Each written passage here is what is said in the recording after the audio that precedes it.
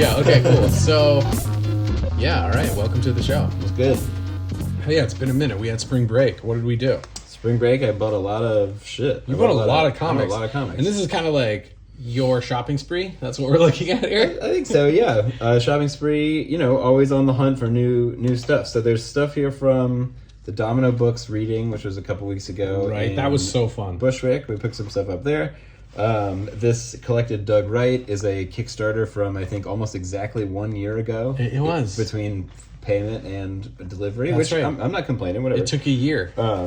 So that's that. That came in the mail. I got some stuff here from the New York Art Book Festival that I bought in You're person. so fancy. Art books. And what else? Cool. There's one thing here I bought at Bix. Which that was this a one? little ago. No, that I got at the Art Book Fair. Okay. And This one you got at Bix. That I got at the Art Book Fair too from Whoa. Noel Fribert. Oh, yeah. This looks great. Yeah. So pick something out. We can start wherever. Okay, yeah. So you've read all this. I haven't read any of this yet. Yeah, so I've read all this feverishly over the last 2 weeks, probably. And also a couple of these things I picked up at Pure Folly Books in Hudson, New York, which is actually closing down. Oh, I know. I heard they're going out of biz. Yeah, really, it's a bummer. Great shop, like definitely, kind of outsider vibe with some incredible long boxes of out of print underground stuff, but also superhero stuff. Like, not pretentious at all, but really incredible collection. And I think he's going to keep the collection going in maybe like a mail order thing or some kind of pop up shop sort of deal. But just the retail space is a killer. Yeah, it's hard to do brick and mortar these days, especially when, nobody makes it easy, right? Try to get it like distributors are taking advantage of you. You're trying to compete with Amazon, the rent's going up. Yeah. And the whole time, like, it's less and less for the shop owner. Right. And if you've ever been to Hudson, it's extremely like a weekend town. And in the winter time, in the weekends, like, foot traffic just dies. What did you get at Hudson, since we're talking about Hudson? What did you I get bought at Pure mostly Folly? I think I bought mostly like old stuff. Actually, there might not be any stuff on this table from Pure Folly. Okay. I bought mostly old stuff from them. Well, so I did get? It's over here. One of the books that has one of the series of books that is jumping out at me are these books from Molly Colleen O'Connell. Yeah, so that I wanted to talk about for sure. Anyway, this I got at Pure Folly. Oh, John Complete John Tar. We'll talk about that later. So my friend put that out. My friend Evan. Yeah, Power Comics. Yeah, Power Comics. Yeah, that's my buddy. Yeah. Anyway, so New York Art Book Fair was last weekend, and I walked up to Molly's table. I recognized these covers from various places. You can get them at Partners and Son and Domino. The covers are sick. Molly's super, super rad person. Didn't realize that they were a Baltimore person for a little while. We actually overlapped at Micah for a year. We didn't know each other, but that was a funny little circumstance. Anyway, really, really rad, cool, funny person. And these comics are such a delight. They're so much fun. Really loose, kind of brushy style. Really, really funny jokes and really strange in the most delightful way. And it has this kind of... they're all short stories, sort of, but they segue into each other. So, like, somebody will be... this character gets a text message that says, like, that which is so universal as death must be a blessing. And then that appears on a bridge over here. And there's a different story going on here. And some of the characters come and go, but the segues between scenes are all really interesting and strange. Cool. And so, like, this label on this, they find this, like, alcohol bottle in a graveyard called Abandoned Viper's Nest, and then the next page is the nest, wherever that is in real life. So, like, there's really interesting segues from place to place. And they're moving, and they're dark, and they're strange, and they're also, I think, just, like, super, super funny. And kind of strange characters and anthropomorphic characters speaking in really colloquial, friendly, funny ways. Is this based in New York? Because Woodlawn Cemetery is here in New York. It is. Right? I think they were in New York for a little while, and now are in Vermont. Maybe. Oh, I'm jealous. Somewhere I else? want to be in Vermont I'm right gonna now. look that up. I could be wrong about that. They've punched 14 holes in the street outside my house. Oh my god! What started off as 1 became 4. What was 4 became 8, and now it's like 12 or 14, and just 14 steel plates outside my window. That's ridiculous. It's get me out of here.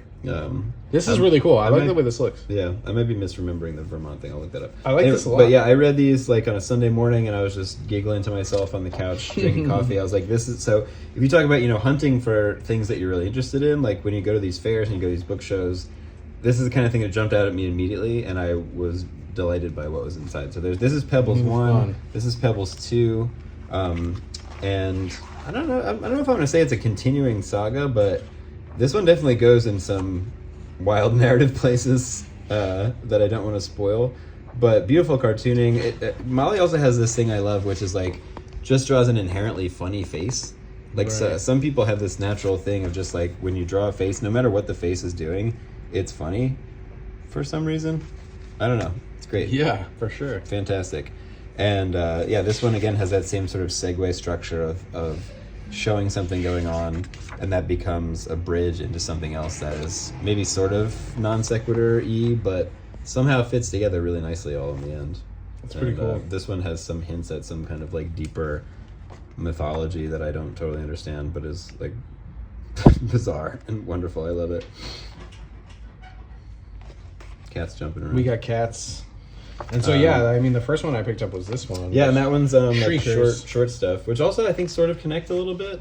So you're in that world, right? Yeah. I want to check these out. They have that feeling of like whether it specifically exists in the same world or dimension or whatever, they're all held together by it being like products that could only come out of this one person's imagination. Yeah, it's pretty cool stuff. And it's really fun. Like there's a real joy for drawing and a real joy for like. Sometimes you can kind of sense that some people are like, well, I gotta finish the comic now, or I gotta do the page now. Like this just feels like this naturally happened. And that's all like 300 pages I've ever done. I feel like that. There's no obligation. This is not obligatory. This is a joy to make. Or so it seems. Whether it is or not, that's how it comes across. Right. I think like all comics start off as a joy. And then at some point when you realize you have to finish it, but the joy never leaves these. At least not in the reading experience. The whole time is just like, that was wonderful. Yeah, that's cool. These rule. Yeah, they're great. I love the covers too. They're really strong. Yeah, and then I immediately followed Molly on the gram, and they're just like a really funny person in general, and that kind of like character comes through in the work for sure. Nice, good job, Molly. I like it. Yeah, sweet. What's this? What's Boogeyman Comics? So Boogeyman, I want to do a little more research into this. I know this is a reprint from 1968. He just dropped this. I think Noel Fribert, who runs Toy Box Coffin Play Place, just put this out right before the New York Art Book Fair.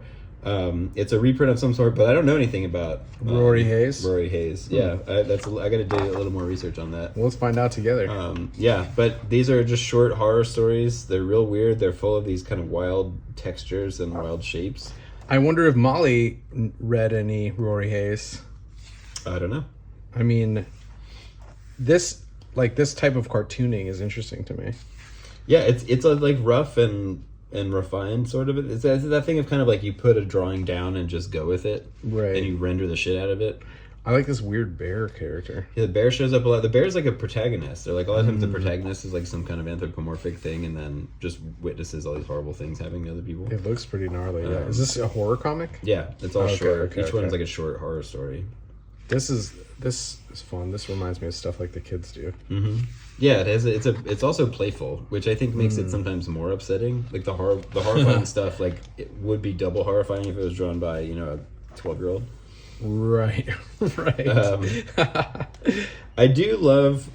I mean, Noel does such an amazing job with print quality. I think the one thing that I feel like this might benefit from is like an off-white paper. I know that's like the tiniest little quibble, but for something that's so horrifying, that white just like blasts off the page. It's like it has that feeling of being like in a brightly lit room rather than a dimly lit room. I will say though that the paper is a nice quality. Oh, it's fantastic. A nice thickness to it. Really, the whole thing's really well assembled. The blacks are really strong. Like the blacks are really bold. Beautifully scanned. If it's a reprint, like I don't know where they got the scans from, but they look great.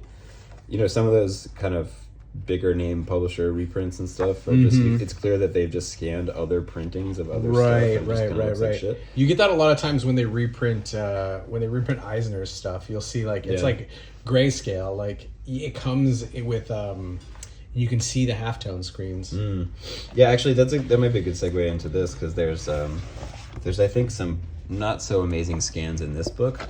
It's probably hard to gather all this stuff. That's probably where From. I'm not talking shit. It's just like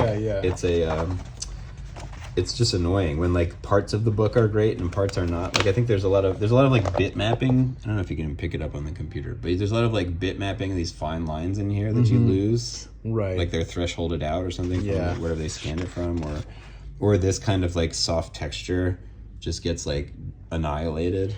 Yeah, I feel like when you're reprinting stuff or if you're scanning original art, you have to make that call. Like, do you want the black, the true black? And if so, if you go threshold with it, you're going to lose some of the detail. Right. And I mean, I'm not complaining. This book looks great. So this collected Doug Wright book looks really, really great. We got these at the same time. So last year at TCAF, which TCAF, at the time of this recording, TCAF will be happening in like a couple of weeks. And last year, Mike and I were in Canada, in Toronto, and they had just started the Kickstarter for this. So a year later, we get this, and we found out about this at the Doug Wright Awards, right? Yeah, so we went to the Doug Wright Awards, which are Canada's primary, I guess, alternative cartoonist awards. Yeah, I guess it's like their the Eisners Ignats? or the Ignats. So, yeah, so it's their award for indie cartoonists, which I found out it's about some great artists through the Doug I did Wright too. Awards. I bought what did I buy? The Shelter Belts book. It was so fun to go there, and Harbin did such a good job as the MC, as the American MC, yeah, Canadian comics, and it was such a fun experience. Like the Doug Wright Awards was great. I think we were both very, like you said, so charmed just by being there. Yeah, and I had never heard of Doug Wright before that night. Honestly, I mean, I had heard of the Doug Wright Awards. I think mostly through Dustin's other autobio comics, where he talks about hosting this award show in the past.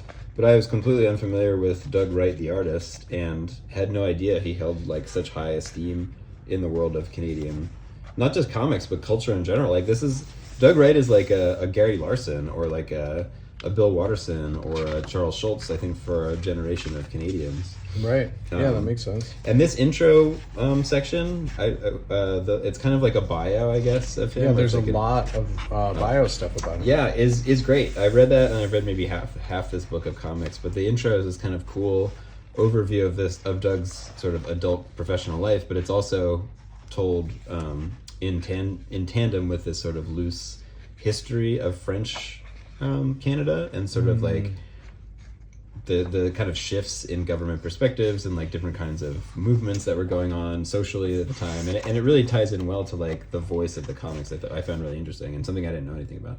Imagine when you could just get a job as an illustrator and like that was your job, and there were like papers. These and are things. so beautiful too. Yeah, I mean, these I want actually fewer comics in this book and more of this shit. Like this neighborhood scene of like, there's two guys playing the music notes here, and there's just little kids peeking over the fence. There's the other kids peeking through the fence. There's people dancing on the sidewalk. This guy's got headphones on because he doesn't want to hear it. And just like so much negative space. Like this has maybe that kind of like romanticized version of a town, but it also feels real and lived in.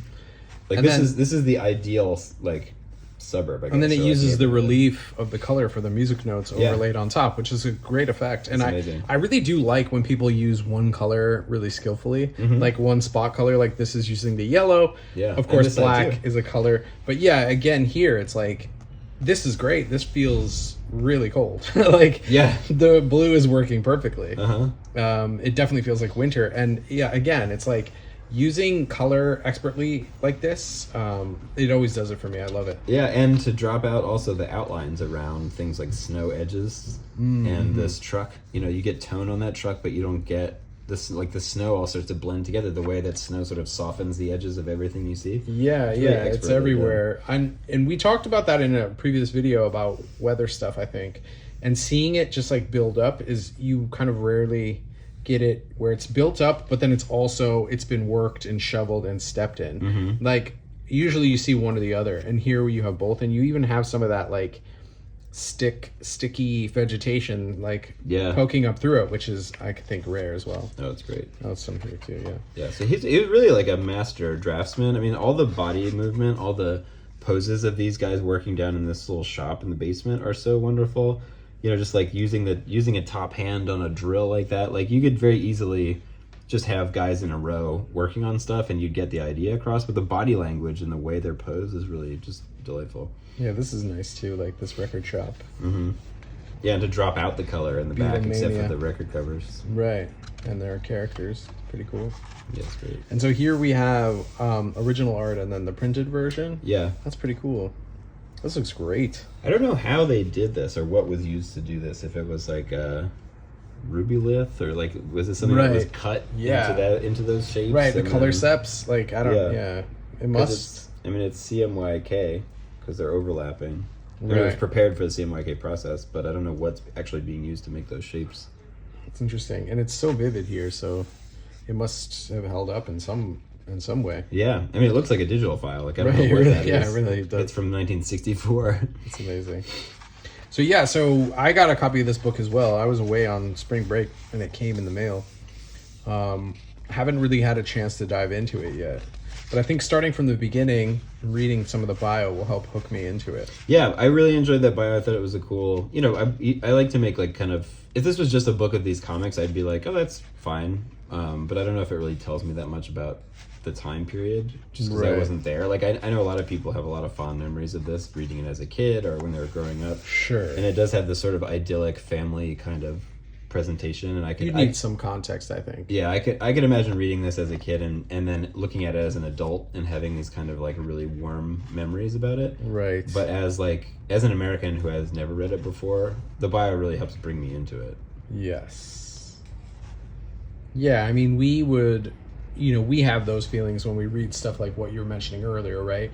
When you read like a Family Circle or Calvin and Hobbes. Family Circle. I mean, this is that's just what this made me think of. Yeah. Juniper Junction, the analog that I had when I first turned to it. I mean, I don't know. This is my first experience with it, but I was like, oh yeah, like a Family Circle or something. Yeah. Like something you'd see in the newspaper every week. And it was in the news. Actually, I think this was in a magazine when this came out. But I like the fact that sometimes it's a full panel with one. I mean, I like that it's broken up and sometimes into individual panels. Sometimes it's just two. Here's another amazing neighborhood scene. And everything just looks piled on. Yeah, but it's like you're just sort of peeking over that fence. Like you have the eye perspective of being in that space, and it feels really. I don't know. The space feels really real. Yeah, it's authentic. They have their wood shed. They have a tire, and it's like those. They're flowers. So this guy's mad. This guy's mad that his flowers are missing. And then as your eye works over here, you're hearing from the other people in the town, and it turns out the kid plucked all the flowers to bring his mom one. And that's adorable. Or his neighbor one. Oh yeah, his mom, Mummy. It's so cute.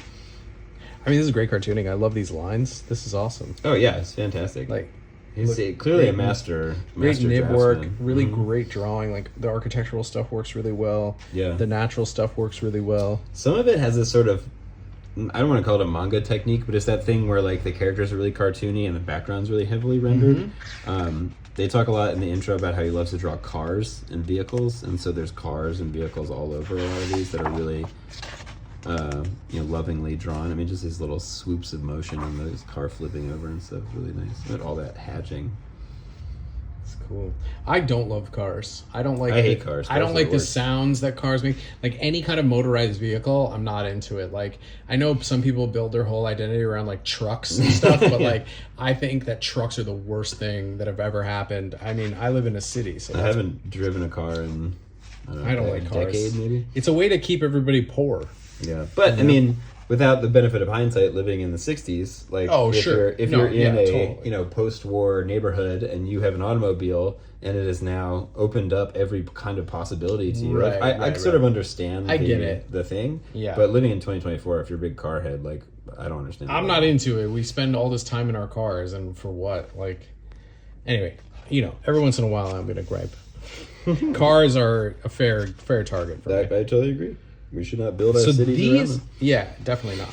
So these comics now, when we go into this is the Nipper, this is the Doug Wright family. Yeah, so his most famous thing is this fictionalized version of his own life called Doug Wright's Family. I see.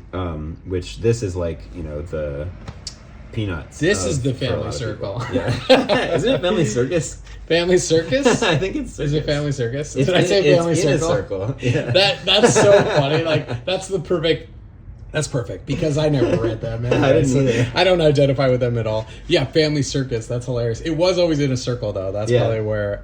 I always associated Family Circus with like, I don't know, lame stuff like Full House or something. Corny. I feel like if the cool kids are reading like Calvin and Hobbes, like the dorks are reading Family Circus. Maybe I don't know though, because every once in a while I'm like, oh, that's a really cool Family Circus. Like that's a funny one. What do you mean every once in a while? Like you come across them? Every once in a while, yeah.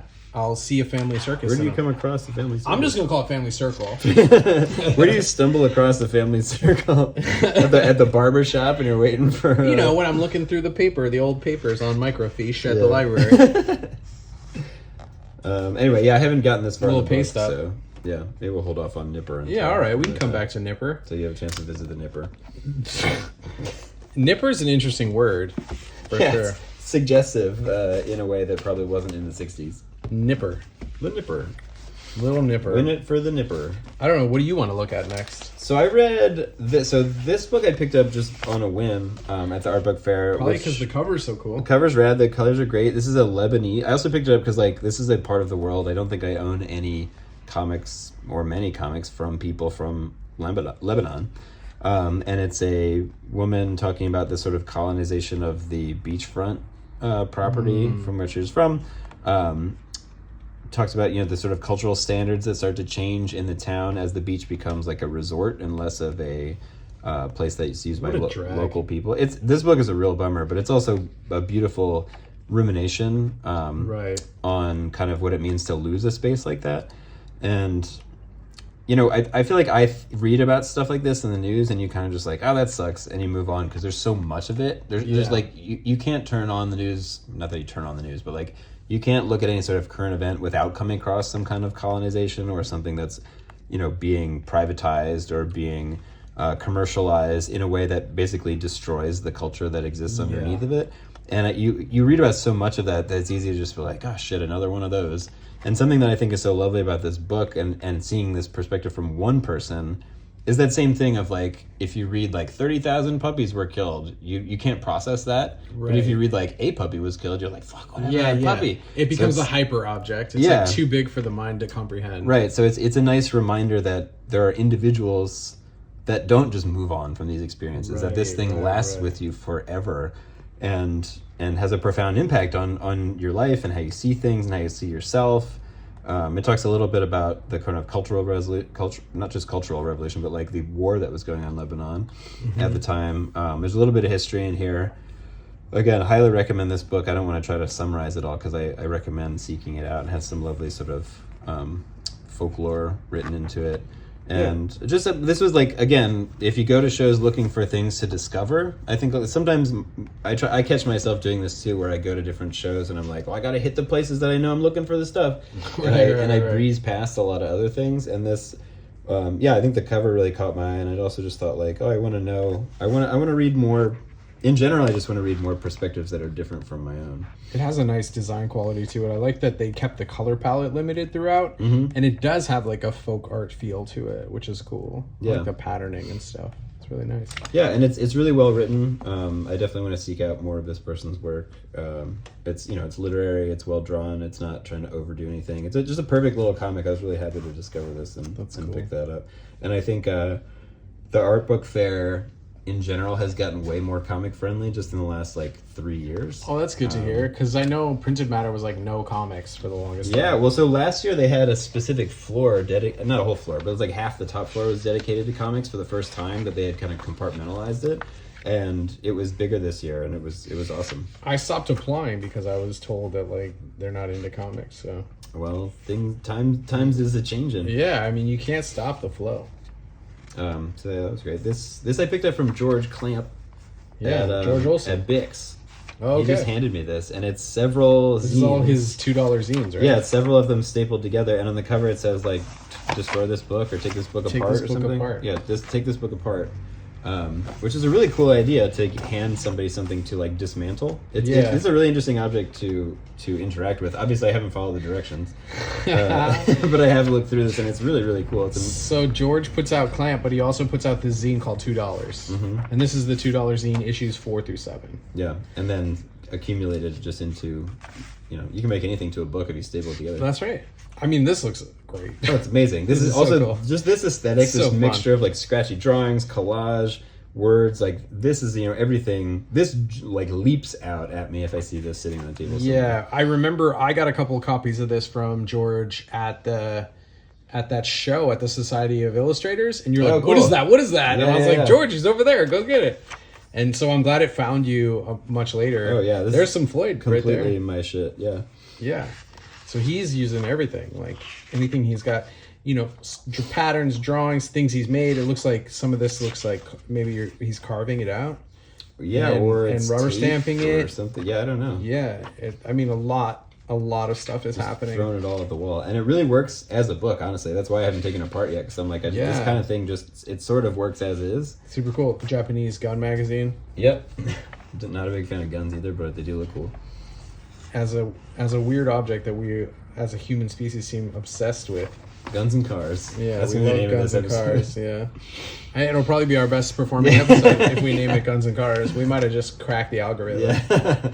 Okay, so here we have the complete John Tar. So this thing is an object. This is a beast. This thing. It's thick. Do you know anything about John Tar? I only from what I surmised from Evan's obsession. This guy Tony. What's his name? Tony the. This book was written by a father, and so it was written by a guy whose dad, I guess, helped publish it with him. And each issue has a different artist. So Tony Lorenz is the artist of the first one. So Bill Miller is the writer of all of them, and I think he and his father helped publish it together.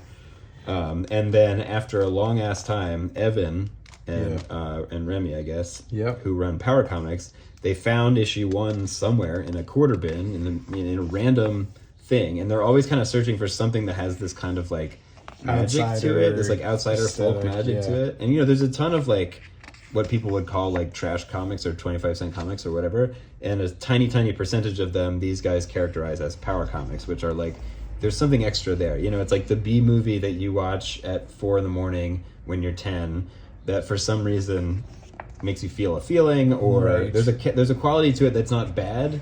It's a thing that people say is so bad is that it's good, which I don't like that, because if you like it, it's good. Like you don't have to qualify it with it being. It's not. I don't believe in like guilty pleasures. Yeah. It's like a B movie that transcends the medium. So like where it would normally be kind of put aside or categorized as something that isn't worth your time, that these find a way to be worth your time. It has some that like little sparkle. It has some magic to it. And it's really, really hard to articulate. I think like if you watch something like The Room, you can laugh at it because it's bad, right? You laugh at it because it's ridiculous. But also people love that. But that's not what this is. That's a different kind of obscure outsider thing. Like there's a certain kind of art, I guess, for lack of a better word, that's made, and people can make fun of it because it's objectively bad, and it's funny because it's bad, and it's like I can't believe this exists, whatever.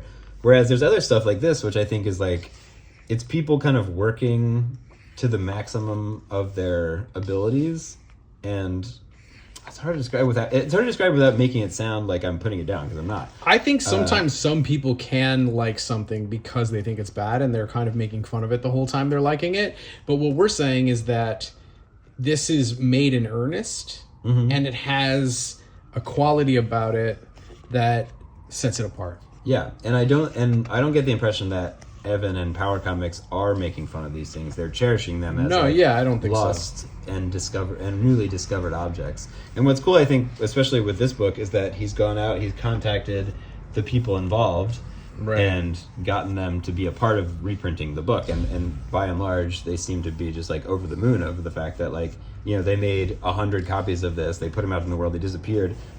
30 years later, unbelievable. There's a bound book that's making its way onto YouTube. That's incredible. And also like an audience seeking it out. I think that's really interesting that you could make work and have it and you forget about it maybe, or it goes out into the world, nothing happens, and then your audience hasn't even been born yet. That's pretty fascinating. It's wild. And also too, like a lot of these artists don't go on to make more work because they're like, holy shit, comics are time consuming, and like that took a lot of money, and I didn't make anything back. Oh, the other thing they talk about in the intro to this book is that kind of black and white boom after Ninja Turtles came out and made those guys $1 billion.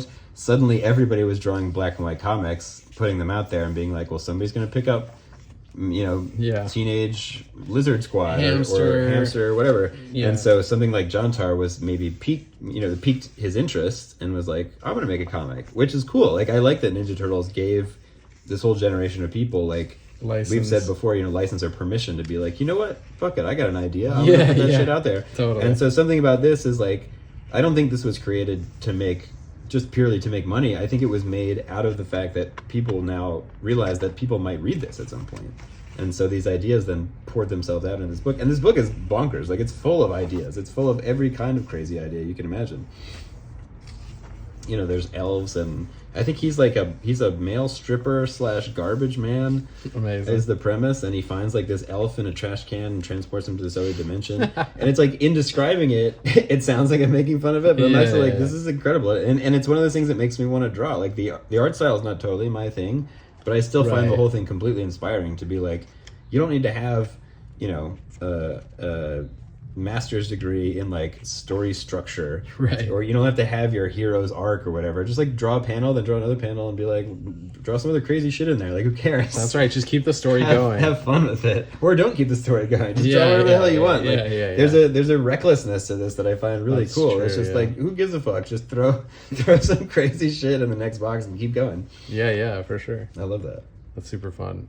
Again, you know, we were talking about permission. It's like, when you find a work that inspires you, it can inspire you in a lot of different metrics, like in a lot of different directions. Yeah, totally. Highly recommend John Tarr. I'm super excited to seek out the other Power comics. Bubbles did a great interview with Evan. Brian did a great interview with Evan in the last Bubbles. That's actually the first time I heard about Power Comics. Bubbles Con is coming up as at the time of this recording. I think BubbleCon is this weekend. Yes, it is. Yeah. It's May 4th. May the 5th. May the 4th. Yeah, that's right. I will be playing a Star Wars trading card game on May the 4th by total accident, not on purpose at all. But yes, that's what I'll be doing on Saturday. Sweet. What's Badger Tree?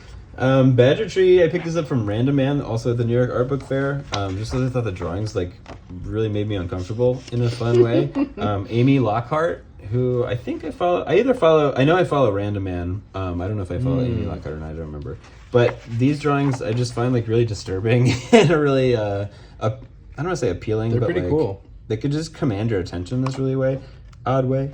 And they all, to me, feel like animation cells. Right. I guess partly because they're obviously influenced by, like, cartoon characters. But just, this book itself has these kind of...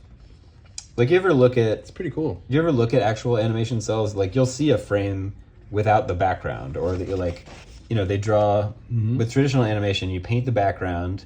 And then if the body in the scene doesn't move, you're only animating the face.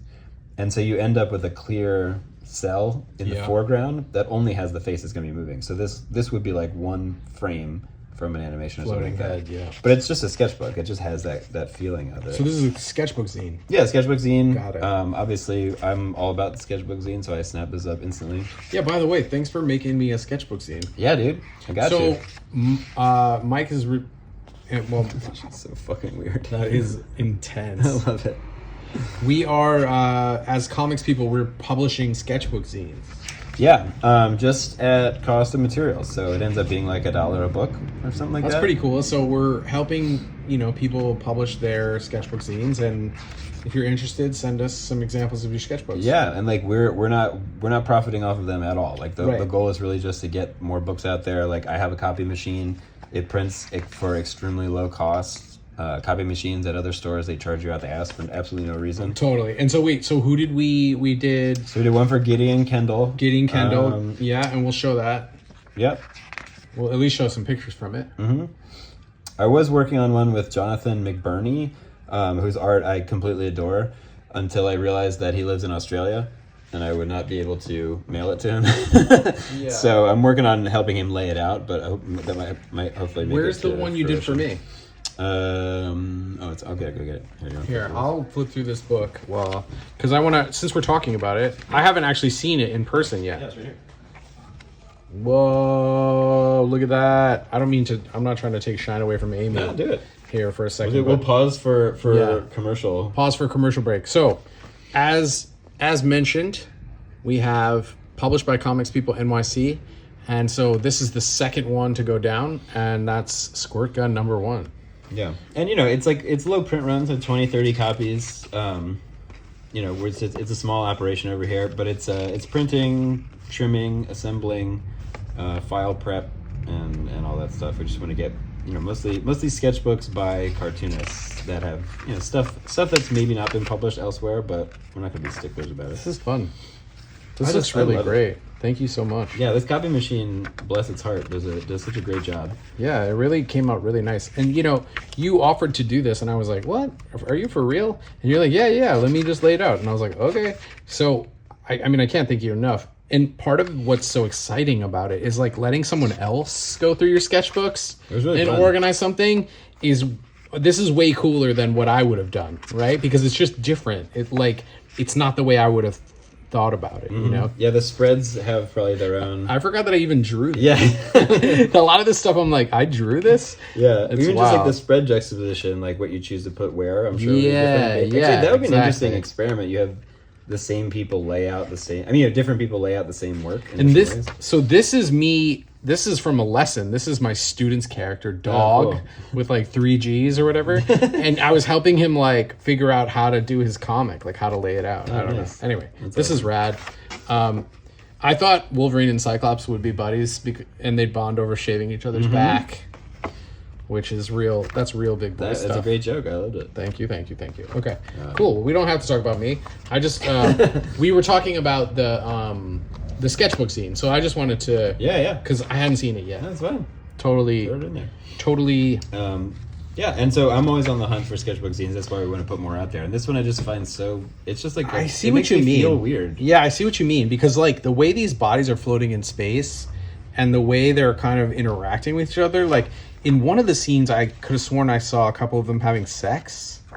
Yeah, they all look like they're vaguely having They're sex like or fighting. Yeah, like this I thought was sex, but it looks like they like have a lot of these characters have like both sets of sexual organs, which is interesting.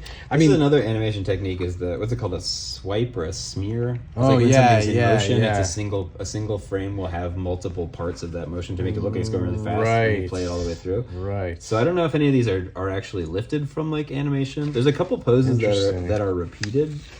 I don't know if that's just a pose they like drawing. Yeah, this is wild. But they're also off, so it's clear they're not like tracing anything. Yeah. It's so weird. I was drawn to this immediately. Yeah, this is super fun. This is really strange. I like it a lot. It's kind of the thing this reminds me of something you'd see like in middle school, and your friend would be like, "Psst, look at my sketchbook," and then you're looking at it, and then someone else grabs it and goes and tells on you. Like this is exactly what we would have gotten in trouble for when we were like in middle school. We also want to be like, all right, I want to hang out with that kid. But yeah, right, exactly. Then you're best friends. Yeah. Like we start a comic book drawing club. Yeah. So Random Man is awesome. Really fun. They make a lot of cool shit. Tell me about Random Man. I don't know much about them, honestly. I just know that is this a Random Man book? They put out is cool. Yeah. Oh, okay. This book is nuts. You should flip through that book. I thought I saw Jake Tobin. Yeah, I thought I saw this flash up. Like I thought I saw this cover flash up somewhere on my feed. I think they either did a signing at Desert Island, or they did some sort of event to release this book with some of the original artwork somewhere. I gotta have to look that up. But this book is nuts. It's like it's poetic. It's another thing that really gets under your skin. It's ostensibly about like the military industrial complex. Yeah, I could see it already. Yeah, things and how like companies are tied into the corporations are tied deeply into all these things. We're so fucked. But the human race is we're fucked. But the drawings, I think, really support these things in a really non-heavy-handed way. Right. Like, it doesn't seem didactic, right? No, yeah. It would be really easy to make something about something this huge, just beat you over the head with it. And it's these kind of like free associating, loose, sort of poetic speakings, for lack of a better word, that work really well with these abstract drawings. Is it comics? I don't know, but it's a beautiful and strange book. I read it through a couple times in a row. It's pretty great. And was like thirsty for more. So Pharos and like schematics, right? Like a blueprint, but Pharos is like iron. Mm-hmm. It's like the magnetic iron, and you see the filaments of like what is like human in body hair, but is also like ferrous material, like ferrous iron shavings throughout. That makes sense. I noticed like, and then it also has like cellular or like organic cellular activity, like where you have, what could be nerve endings or arteries, or like we have this organic material. You have an egg, you have insects, right? So there's this, it looks like they're putting right up next to each other both the corporate influence and the organic, and like how maybe making that comparison that like a corporate structure is an inorganic structure that is foisted upon an organic one, right? Like it's unsustainable and granted the same voting rights as exactly. It's a sham. Yeah, well, I mean, come on, our government's been for sale for so long. Like, of course, but I think the merging of this sort of non-biological with biological material is, I think, kind of part of the point. Exactly. And working in these logos and stuff is a double part. It makes me think of how like a corporation is only interested in profit, and in order to, maintain its profit margin, so to speak, it has to exploit organic. It's a parasite essentially. Mm-hmm. Yeah, and I think the drawings are abstract but also suggestive in a way that, this is not just paint splatter with text on top. This is really intentional abstract drawing, which is something I don't think I'm really capable of doing that. This sort of intentional. Just intentionally abstract is the only thing I know how to describe it, because like it's really meticulous drawing. It's not like gestural drawing. It's not abstract expressionism. It's like meticulous abstraction. I don't know how to describe it. Geometric abstraction. Yeah, I guess so. There's a lot of geometric abstraction. There's also this use of the prismatic color spectrum, which implies a kind of like, and it says it right here, schematic, right? Mm-hmm. It shows a life blueprint, right? It's like we only have this visible spectrum, so that is a part of our nature. It's like what we can perceive, right? Mm-hmm. And so things like weather patterns or heat maps, like that uses the same spectrum. And so our visible spectrum over the black and white, again, is this like binary juxtaposition of organic and inorganic material. Yeah, and I love this last page flip of like the softness to the fades out, like the open office, the open office plan with the bubble. Yeah. It's really smart. And then it just fades to black. Sure. Yeah. This is great. Wow. Really cool. Pretty cool. Also random, man. Very cool. I love the letter treatment. I mean, anytime we have like creative typography, I'm a big fan. Oh yeah, as a bold cover, like doesn't really tell you anything about it. It's just like super in your face. Yeah, for sure. Yep. What else we got on here? I guess that's we have some stuff by Ashton. I see. Oh yeah, did we talk about this? I forget. We talked about one of their books, but we haven't gotten into all this stuff yet. Yeah, so this book is really cool. I picked this up from Ashton at BIX, the Brooklyn Independent Comics Showcase. I'm gonna shout this out here real quick, that the envelope was too short for the tape, but instead of having the tape interact with the books inside, look at that. Nice. A little strip of paper so that when you're taking this stuff in and out, you're not getting tape on your books. Problem solving. That's great stuff. I love Attention to detail. I love it. Anyway, this is like a package deal here. I think you can get these individually, but I highly recommend, if you track this down, getting it all as one, because it's all this character, Sammy Hernandez, this baseball player. It's fictional as far as I know, but the package comes with poster. These posters are done in different colorways, so I picked this one because it has like a slightly more yellow tone to it. Comes with baseball card, which is awesome. We should make our own baseball cards. All right, that's a good idea. And then each of these books is its own little journey through Sammy's life. Like it's a little anecdote or a little vignette of Sammy's life as a baseball player, as a person. There's really no way to spoil this because it all has this kind of ethereal, strange quality to it, but it's beautiful Riso printing. And Riso printing of these sort of charcoaly soft drawings that Ashton's really great at. Pastel almost with like the pencil lettering. Yeah. Ashton's at Cooper Union, right, with Juliet? Is that right? As far as I know, yeah.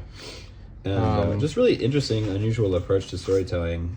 And some of them are funny, some of them are just kind of odd. Some of them I don't quite know what to make of it, but this is like a little treasure trove, this bag of stuff right here. Pretty cool.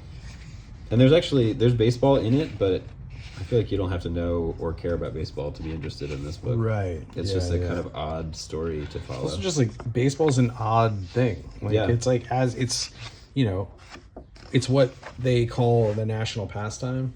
Right? I thought car racing is a national pastime. No. Cars and guns. Yeah. Well, I mean, yeah, that's the theme of the episode apparently. And it's baseball too. Yeah. Cars, guns, baseball. Done. We titled it. Yeah. We got a title, Mom. Yeah, tough to describe this book, really. Like I found myself at the end being like, I hope there's more of this, because it jumps around in time also, which means you could theoretically make like 1,000 of these, of these tiny little moments of this person's life. which I would be interested in, honestly. I think you it's like said human building stories. Yeah, it's interesting to like have that segmented in that way and playing with time. You said ethereal, and I think that's really astute. The way that the drawings kind of dissolve and fade in and out of color intensity are really interesting. Mm-hmm. It does have like a dreamlike quality to the whole thing. Yeah, especially this one, which doesn't have that many faces in it, which I found interesting. Like, there's this whole stretch of like, there's people talking from like off camera or off panel. Like, there's all this talking on this page without any character. Like, there's no characters on this spread at all, which is cool.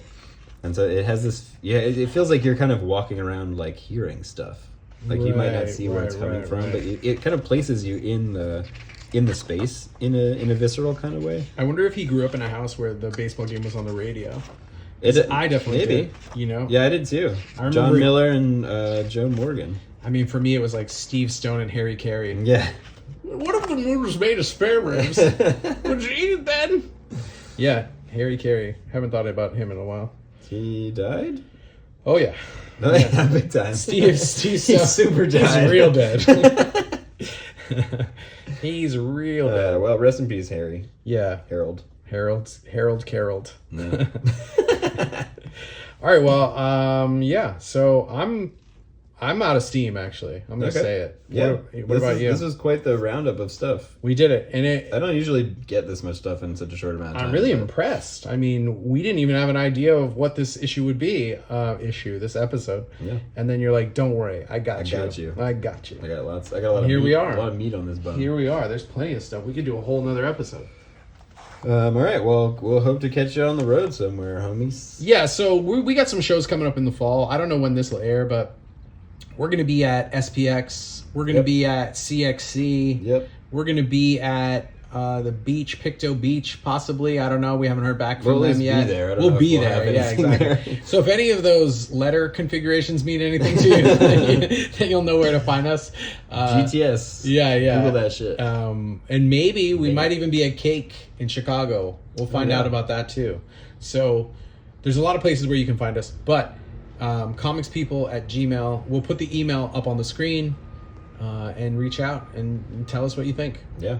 Send us comics. We're going to have a P.O. box soon. Yeah. So we'll let you know about that too. Submit. You must submit. Yes. Feel free to send us books and we'll look at them.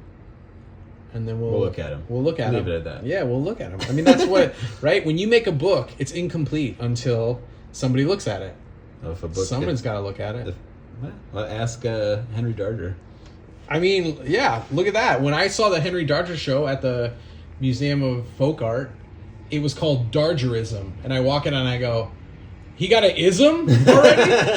What is this, his first show? And the lady at the desk didn't think that was too funny.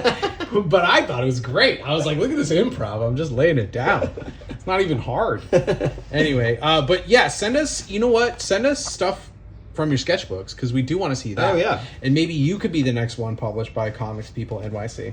I mean, just ask Mikey here nicely, and we'll see. I'll be more likely to do it in the summertime than the school year.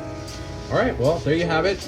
That does it for cars and guns and baseball. All right, we'll see you next time. Toodles.